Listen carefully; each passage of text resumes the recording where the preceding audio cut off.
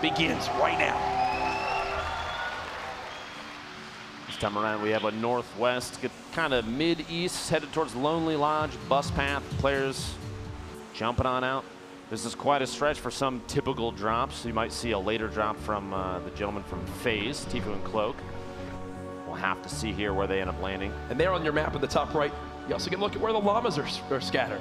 You got two very close next to each other there, one in Dusty and one to the immediate southwest in that corrupted area. That one actually probably going to be pretty exposed. I'd almost bet you, though, the one in Dusty is in a tree. And up in Wailing Woods is so secure. Look at this. You always wonder how a llama gets in a tree. You made a paper mache. What are you doing up there? You see all these POVs all at the same time. Jack, that's a lot of information to take in. Actually, one thing I'm noting, though, if they're not still floating, immediately harvesting as many materials as possible in every single location that they may have dropped into. Aiden and Nick, you see up there in the top middle. Already in Tilted. The red apartment building, a pretty common drop. You hear the loot boxes popping open. And you can tell, even just by landing on the roof, audio cues are strong so that they can hear immediately what might be inside, if there's a chest or not. Godnick and Super Evan back in their building as well. Looks like I got my wish, Jack. I wanted a rematch, and it's going to happen here, assuming they run into each other. Super Evan, for a second there, flipping through, has a trap, which has come in extremely clutch in Tilted in the past. Yeah. So many surfaces, even just natural surfaces you can place those things on. And this is the same fight as last time. This is the same fight as last time, too. Punisher slowly ticking out there. It's like Germ playing in the dark potentially in his webcam. This sums up how, you know, these beginning fights are a base pistol, an epic scoped assault rifle with 10 shots, and that's the whole loadout. Two gray SMGs as well. It's just so scrappy. I saw in the elimination feed again, Cease goes down almost instantly, and whoa, Tendons. A 1v1 now, German Tendons facing off here. Let's see if Tendons rotating away. He does have 50 shield. He might not have the knowledge of whether or not Germ has shield of his own. I think that the common shotgun that he's got is the difference here. Being able to get close with that tactical shotgun when his opponent has no shields, that's when the weapon's at its best. And another HP tag, that might be the kind of call to go. He wants to close the gap. Tendons looking to get revenge for his teammate Punisher. Jumps on over, will he spot the players? Doesn't appear so as of yet. Has he lost track of him? The wall there, there's the knockdown. Finishes J-Love, a 1v1 now. Still trying to track down his opponent. The last of that duo, the shots going out. He's just kind of defend himself slightly. Has a chance to put the trap down if he needs it, if he feels like he's going to be invaded, but he doesn't have to. Quite a bit of ammo for that 1v1 situation. Back here, Nick looks like he's been knocked down already, but Aiden, 169 gets the knocking out. Like a 1v1, the shotgun, the crit, and Super Evan goes down, and Aiden saves the day. Don't worry, Nick. Aiden's got your back, bud. And I can tell you right now how that happened. I noticed it in the feed. Nick Merckx got knocked by a trap. Aiden left by himself to clutch on up, and that's why Nick wanted a team with this incredible player right here. He clutches it. 2 games of Tilted, 2 victories in that area for Nick Merckx and Aiden. EK and TJ out here, the little soccer stadium, watching for a rotation from a team that looks like they were just engaged with. TJ not doing too hot on HP. The heavy snipe in DK's inventory there. You see 19 heavy rounds. That thing often used for more than just long-range shots. The Gunfly Baldy here. Engaged with a shot. Oh. Instantly eliminated Baldy with not really much to his name at all. Only 1 wall can be built. Basically just needs to hit a flick pub shot. As if is weak as well, but has at least enough metal to build a box and maybe can try to get the res on his teammate. And yeah, Baldy's got nothing to show for it. Looks like he might be going for the bush here, waiting just long enough that the revive is going off. Stops the revive and catches him on the edit there. Baldy falls in, and 1 shotgun shot is all it takes from Ziff to save his teammate and secure 2 elims.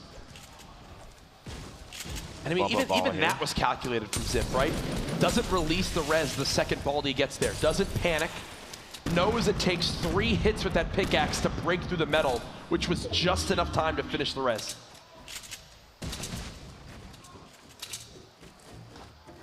Scoped assault rifle in the hands of Balla. And Bumpa's there as well. He's bouncing back and forth. Not a lot of HP to his name. Will he just deploy off this roof? It does appear so. They're going for it. They're risking it all right now, Lupo. Here's the quick challenge. No pump fired yet. Quick edit on the stairs. Unfortunately, will not be able to get a shot off in time. His opponent will get the high ground, and as he grapples, it looks like he'll have to give that up for the moment. Quick edit again. Fall on in. Nope. Nice little dodge in that shield. Might just be the difference. A great crack of the shotgun there. Oh. Be very careful. Just barely gets clipped. Linane and Skatch. Nice little victory there. But man, another scrappy fight. It's these early fights, Ben, that it's like, yes, you want them, but at what cost? But at what cost? It all depends on kind of the situation that you and your teammate might be set up in.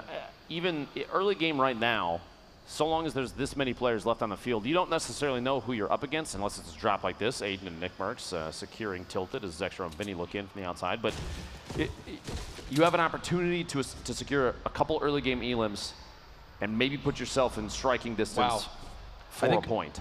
I think one player over by Kevin just did the extreme like boost launch. You saw him way up in the air. Yeah, that boost they use to get that high up, yes, it does 30 damage to you because of Kevin's shot, the cube, people call it Kevin. It launches you so far into the sky that you can fly anywhere on the entire map. Talk about the ultimate rotation. Exactly, literally going anywhere from one pivot location is pretty crazy. JDW and Ronan barreling down towards C9 Blind and Hysteria. Team floating in northeast. Don't, I thought he was gonna try to take the shot. I still want him to. He's got 25 heavy rounds, minus exposing your position. Is this versus Vinny and Zextra? I'd assume so. It almost has to be based on what we saw earlier. And they were the ones who got in the fight earlier on. Zextra just gives it up. He flies away. And, going for it, though. Aiden's chasing this, and Nick is nowhere nearby. And you can tell that's their communication. Nick is saying, whoa, whoa, whoa, whoa, whoa. Another team shows up. Aiden might have playing out of position there is going to be tough. Hopefully he can save himself inside the factory building here west side of Leaky Lake, but we'll have to find out. Nick finally making his way over. Slowed down a little bit based on the building, and this split could be tough for Aiden and NickMercs. You got to wonder, did Aiden bite off more than he can chew? Nick now there, doesn't get any tags with the assault rifle, and Aiden, look at the health. Down to just about 30 left. He's got some minis he can pop in time. And the zone's now there as well. Nick's just going for it. He's in a fight by himself, gets a tag twice with the pump shotgun, no limb yet. Pops the rift to go and drags one player with him as he's basically just trying to reset this fight. Scrappy stuff all around Leaky Lake. Players all over the place. Nick with no healing left, no shields he can pop. Aiden very low as well. Sees one just below, but can't get a tag again with the assault rifle. That second mini, anything to build up as much of a buffer in terms of taking damage as they can. I think Aiden, though, have a top down on his opponent, uses the stink, kind of damages himself a little bit, but look for the shotgun shot, gets the knock on Zex with that stink grenade. Beautifully placed grenades underneath there. Does one tag, and it doesn't appear so. He's got Aiden firing down as well. They need this final limb. I believe if they get this, it'll put them at 4, so they've already got another point in this one. Aiden traveling on in, looking to give Nick the help he needs. Can't connect again with a shot. Nick goes down. Will Aiden hit the shot? He's whiffed a few times now. No, and he's got no builds.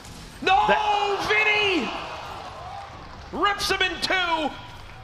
It will be 1 point earned for NickMercs and Aiden, but Vinny clutches up, and I'm going to be the first one to say it. Aiden missed some shots there. He did. The early aggression to push away from Nick, potentially a bad play call, and they may have paid the price because of it. That early split put Aiden in a bad spot. Majin Saf and Cool. Takes Majin out. Very low HP on the Majin teammate, and there's the shot. Saf able to pick Ghoul up right after that. Dean and Lyle here on the just southwest of Tomato. Trying to avoid kind of any engagement they can here, but they do have a target right in front of them, rotating left to right. You see that around inside, probably a structure that they own. Maybe not realizing, but another team flying in at this point too. 8 seconds left till the rotation starts. The zone gonna close. And they're gonna have to make some moves. There's a lot of building over there in Tomato. Somebody may potentially still be there or just prepping to move shortly. The replay from Morgassi and Saint. quick edit and a shot. 170. Rizar goes down to a 170. And the elimination finish there. The teammate decides to engage in a 1v2 situation, and Tamo gets picked out of midair by Morgassi, showing quite a bit of accuracy. That's multiple eliminations in both games now where players are flying through the air, either towards or away from him.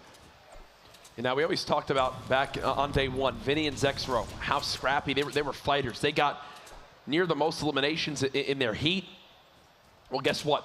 They're already at 5 elims this game. Vinny and Zexro have earned themselves 2 points alone right now. Most elims in this game right now, it is Vinny at 3 himself. Impressive stuff yet again. 70 players left. Match, 11 minutes processed through this match, and still 70 remaining. Ronaldo and Ziff here. Set of opponents up above. Now that height advantage, it used to be, it's aggressive in a sense that you have a peak chance on opponents that are moving underneath you. But now you'll see here too, that single ramp means somebody's going for an aggressive push. J-Truth flying over the top, moving closer to the zone. He's going to take some damage on the way in. Plus he's solo. Looks like Wilds is out. Potentially an attempt to gatekeep here. He's safe inside the zone. They're going to have to rotate through his line of sight. Maybe they could use the hill in front of him. Move through, but Ronaldo popping across a little hippity hops. Ziff and Ronaldo moving, I believe, still over towards J-Truth. I mean, look at the whole inventory for J-Truth. An assault rifle and a shotgun.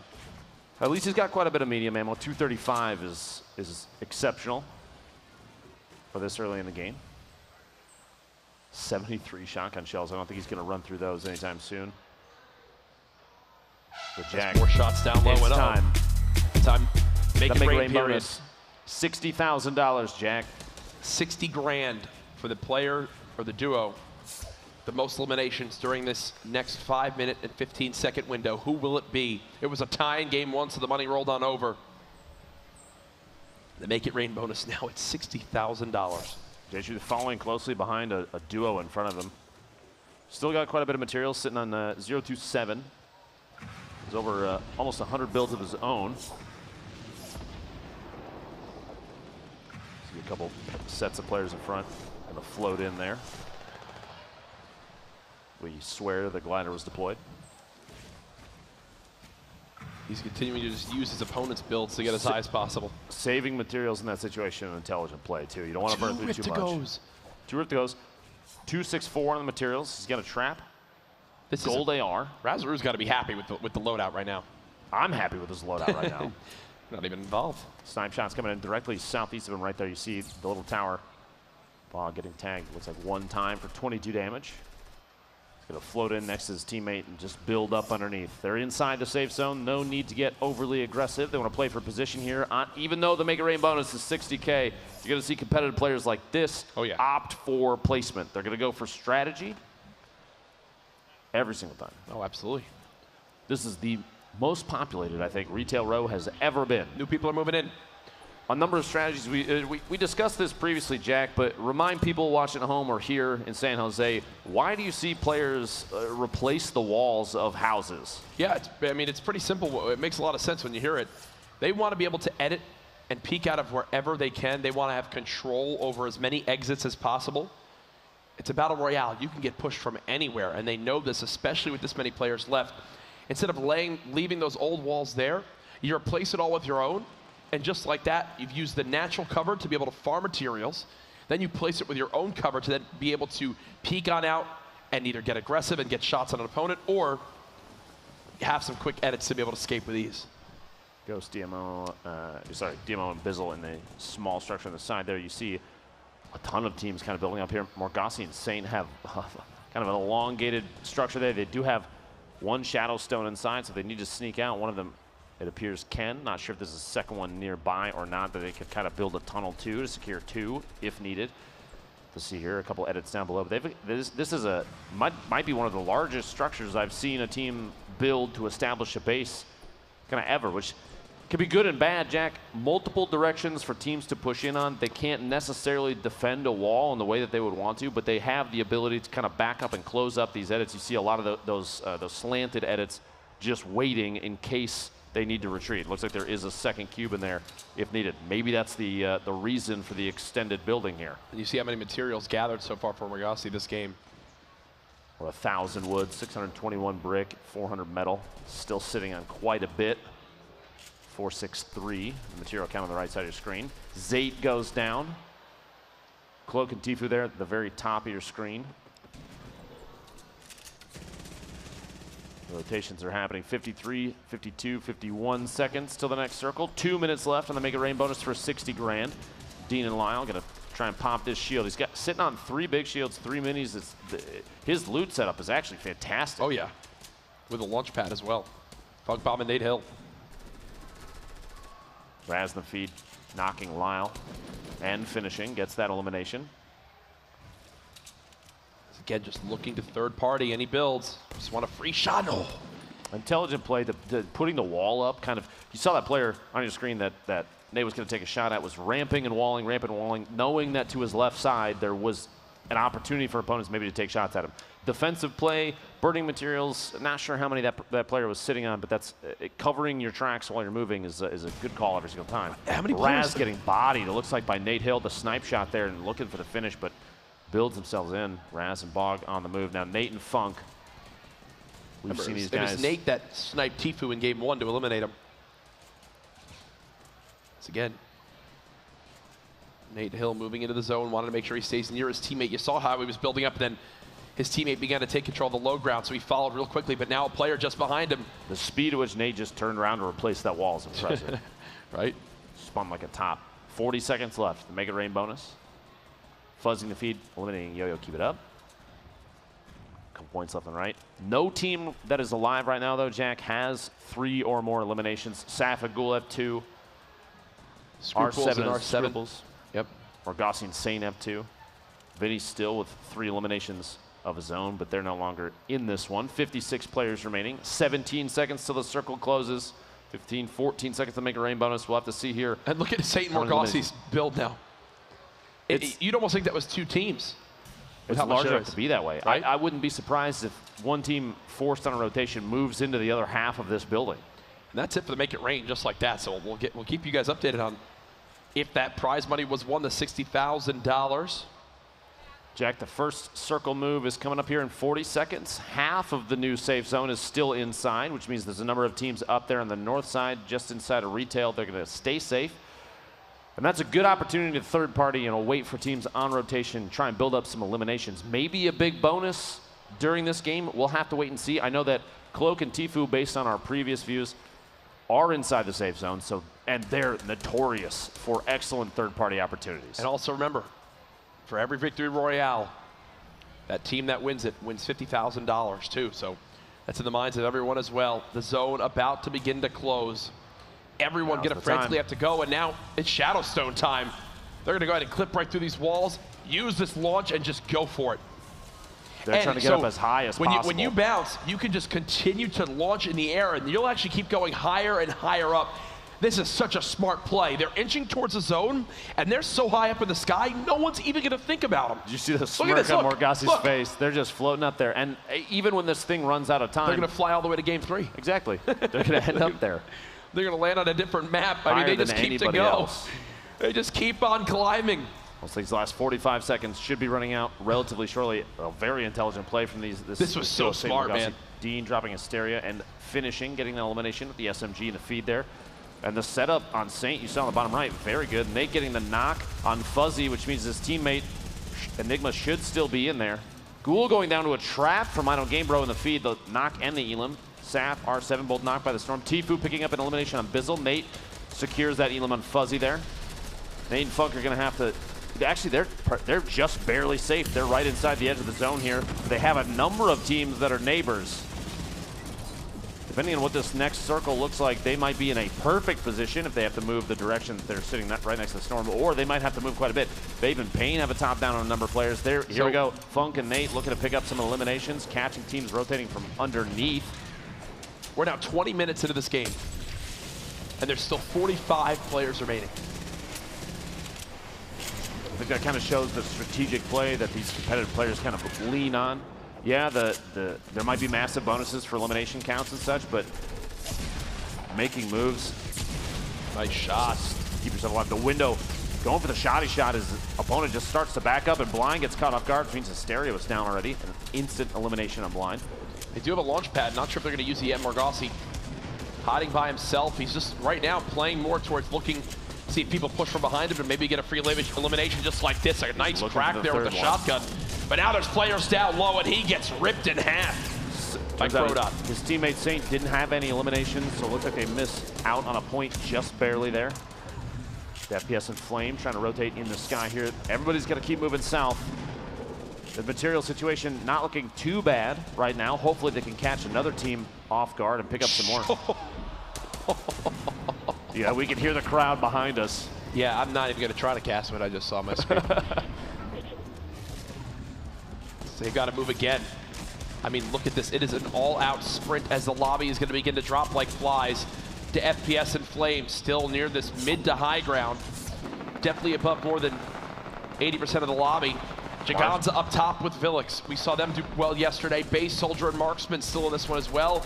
Payne on the low ground alongside Tfue and Cloakzy. Chap still alive too. We haven't talked a lot about him, but we know just how good he can be late game. Lanane drops to the zone. Bogdan drops to the zone. Nolan and Crodot both will drop to the zone. Tfue trying to inch forward. The Storm still pushing.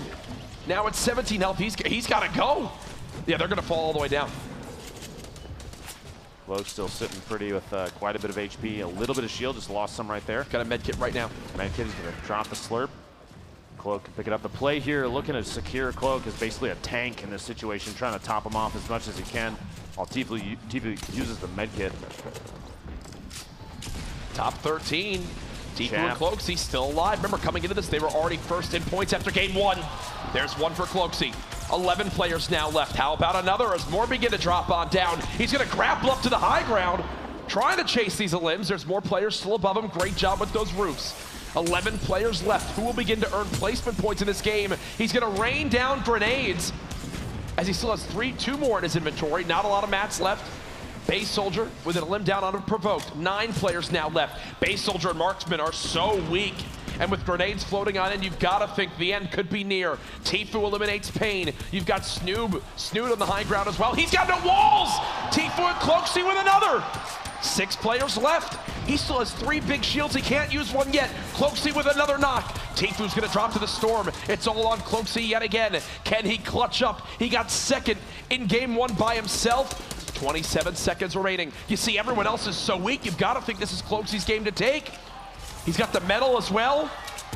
1 player floating down on him. He tries to react in time. The tag. He's got him weak. A lot of fall damage. No builds. Oh no, Marksman clutches it out. Oh, second place. Dementos wins it with 12 HP. I thought Marksman had it.